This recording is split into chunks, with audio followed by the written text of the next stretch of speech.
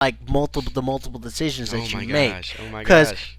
it's all got to tie in some way. So you do A, B, and C in the first part, goes to the episode, and then you get this certain episode. Yeah. You go to the next part, you do A, B, and C based on the stuff from that episode. Yeah. Does it split again? Yeah. Does it make references to the stuff I mean, they've been working on before? this game for close to 4 years right now. So I mean, Remedy are caterpillars when it comes to making games. Yeah. The game's always They good. take forever and a decade. I mean, Alan Wake, go play it right now. It still holds up. I guarantee you. The story in that game and is, the DLC story game that they came out with for I still have that with the guy who looks like Alan Wake. yeah, he's like yeah, Mega Alan Wake. Yeah. So I'm still gotta finish that. I didn't finish it. Mega Alan Wake. They call him I forgot what they call him. Yeah. They call him something like whatever.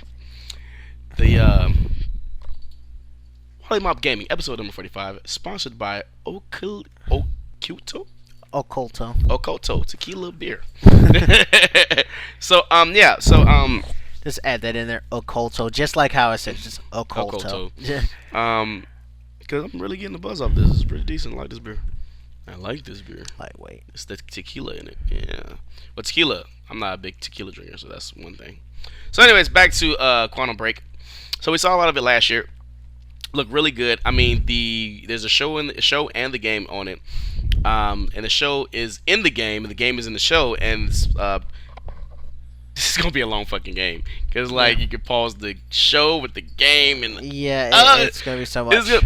And so okay, the show, which is live action, it follows the villain, and in the preview, I guess let's talk about that right now. From last year, the whole entire cast has been recast with actual. I think I've been meaning to talk to you guys. I think this is gonna be a thing. Like if this is successful, and I really feel like Xbox is putting the money behind it to I don't make think it successful. everybody's gonna do it. No, but no, I think no, a no. lot of people. I don't think some people will start. I don't think that doing it. everybody will have the funds to do it. I mean, Microsoft's backing this game. They believe in this game, which is weird because Alan Wake they kind of believed in, but they didn't put the dollars behind it. It's kind of like a cult classic, almost. It is a cult classic. But like, it's so good. Like, it's just like you gotta play Alan Wake. You gotta play Alan Wake. Like people just were telling me. I was like, I don't know. I don't know what it's about. I was the exact same way before it, and then finally, like, And I played it, and I'm picked up, like, I was like, holy that was shit. actually really good. Like, and, is there gonna be a and sequel? I didn't like the way it ended. I was like, Yeah. I need more. Don't. Those are the best games do where you're like, this I need shit. more. I need more. So they just had like generic actors slash mocap people to do the. I won't say generic. I'm pretty sure they're awesome. They probably did a great job. But Microsoft put some money behind this, and we got Sean Ashmore as Jack Joyce. You know who Sean Ashmore is? He's the Iceman. The Iceman from freaking X-Men. He was in Days of X1. Future He Past. was in X1. He's been all of them. He's been. Yeah, He's he has Bobby. been all of them. He's Bobby, He's yeah. Bobby Drake. Yeah, he's the Iceman. Damn you, Marvel, for turning him to gay. I got nothing against gay people, but like you're fucking he up. already was with like. Yeah, you're fucking up the continuity with him even being like, but future me's not gay. Don't fucking pull that shit. It's bullshit. We can go on that for a while because I felt similar to that. Yeah, you don't go ahead. Yeah. So, but I'm good. But yeah, just so we know. So yeah. So he's gonna be the main protagonist. We got Dominic Monaghan, who is the head of The Dominic of Monaghan. Yeah. He's the guy from Lost and Lord of the Rings. Yep. He played not Bilbo Baggins, but Jolly. No. He played one of the he was in the trees with the tree people. Yeah, he was with the At Ents. the end? The Ents, man. They're called Ents. Don't fuck them call them tree people. What was his name? That's derogatory. That's I'm like sorry. someone calling us Sorry. niggas. Just like that. Some days. You His name was He was one of the Hobbits. Hobbits. He was not Sam. He was the other one. Sam. Fuck. It's killing me. He was. It's on the tip of my tongue once again. He was Mary. He was Mary. Mary. Yeah, Mary. Okay, so yeah, he was Mary, and he was not Sam. That's the dude from friggin' from Rudy. Rudy. Yeah. And I'm like, that's fucking Rudy. That's not him. And he's in the Guillermo del Toro Strain too, which is pretty good. Check that out. So we got him. He's the brother who created the time machine, and basically he's lost in time or dead. We don't know what's going on with that. Aiden Gillen is the bad guy. One of the bad guys is going to be playing Paul Serene. He's the black guy.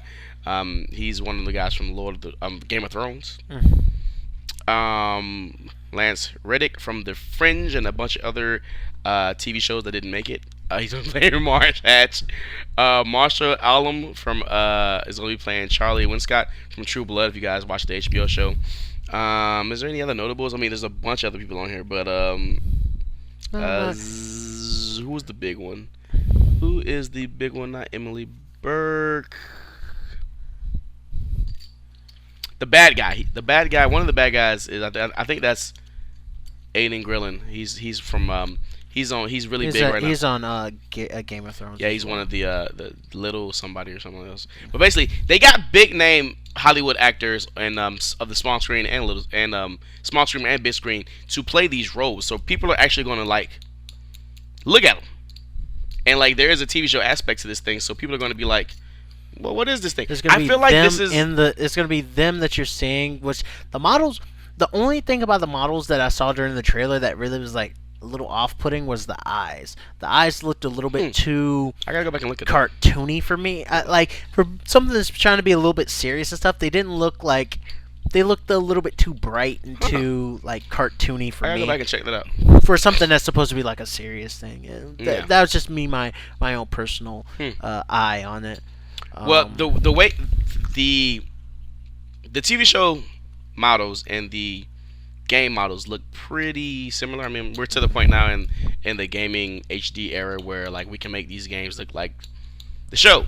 What was really cool, and it showed me that they were trying to really have some continuity between the game and the show, so it doesn't just be like this show and the game. They showed like a scene in the game where like you're sitting at this desk and you're talking to the head of the Monarch, and he's like, and they showed it in the game, and then in the show they showed the guys with the time machines on their back that you fight in the game. So it's like, oh, continuity makes sense. So if everything works out, this looks like it's going to be even more than a game that is a Remedy game, a new experience, which we've been kind of like, where's the new experience? I played shooters. I played this. I played that. I want something new. I want a game developer to create something that I haven't played yet. You don't deserve new games. This is pretty fucking new. But anyway, I hope the story catches up on one part in the actual TV show of the game. I gotta stop saying the live action part of the game. He goes, I've seen every other option. I've went through every other possibility that we could have done. We always end up here. You always end up there. Your brother's dead, and time breaks. So I was like, ooh, those are some pretty dope lines. I want to see what it means. And then there's the black guy blowing up the building, walking away. Yep. So that was cool as well. So black guy walking away from a blown up building. Cool guys don't look at blows. Yeah, when they blow up. Yeah, really don't look at explosions. So I will say, I was like, my favorite pitch from this game had been dying down, but not a lot. It went from like a 10 to like an 8. Now it's back at like a 12. So I'm like, oh, give me the game now. I want this game more than I probably want any other game that's coming out this year. I'm pretty hyped for it. I know. Hopefully it won't come out and suck. Well, we got a release date. Yeah, we do. That's like for a Remedy game. Yeah, that's like April 5th, 2016. Mind blowing. That's pretty big. They're putting their and it's coming out in a time where a lot of games aren't really usually shipped either. Yeah, that's a good release one. I think what's the zombie game that came out this year that was really good? That came out Dying Light. I think that's around the time Dying Light came out. Yeah. And South Park, the Stick of Truth and stuff like that. So really, really for a new IP, not a lot going on. I think it'll get a lot of press. Yeah, I agree. So yeah, really, really hope to see that. And we gotta talk about these this. What does exclusivity mean to Xbox nowadays?